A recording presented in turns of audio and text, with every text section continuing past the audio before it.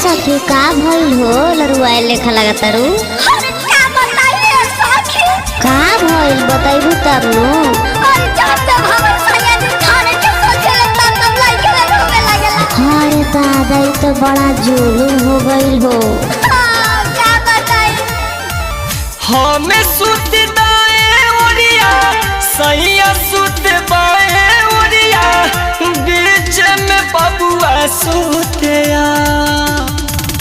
हमें सुत दाए ओरिया सैया सुत बाए ओरिया बीच में बबुआ सुतिया। ए सखी रे बबुआ चिल्लाला सैया जो बन भागे जब। ए सखी रे बबुआ चिल्लाला सैया जो बन धरस जब।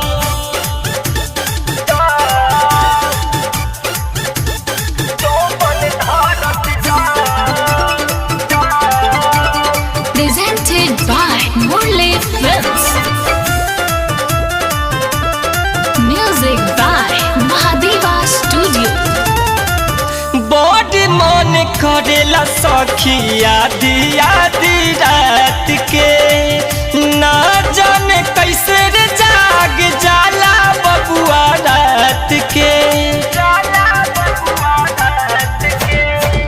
बड़ मन करेला सखिया दिया दी रात के ना जाने कैसे रे जाग जाला बबुआ रात के।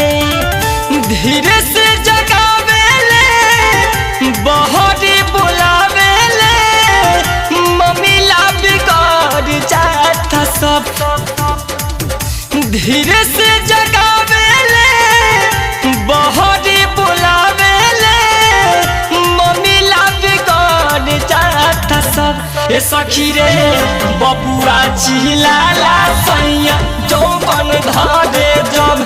ए सखी रे बबुआ चिल्लाला सैया जो बन धरे जब।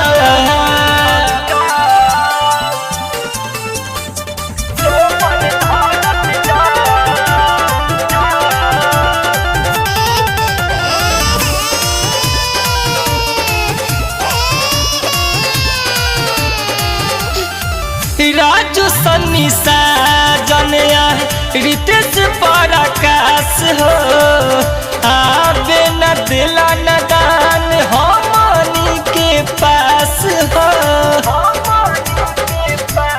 हाँ हाँ राजू सन्नी साजनिया पंकज पराकाश हो आवे न दिला रे प्रियांशु के पास हो। रात भर जगावे बड़ी तड़पावे ना जाने कमवा होई कब। रात भर जगावे बड़ी तड़पावे ना जाने कमवा होई कब। ये सखी रे बबुआ चिल्लाला सैया जो बन धरे जब। ये सखी रे बबुआ चिल्लाला सैया जो बन धरे जब। हमें सुत दाए ओरिया सैया सुत बाए ओरिया बीच में बबुआ सुतिया। ए सखी रे बबुआ चिल्लाला सैया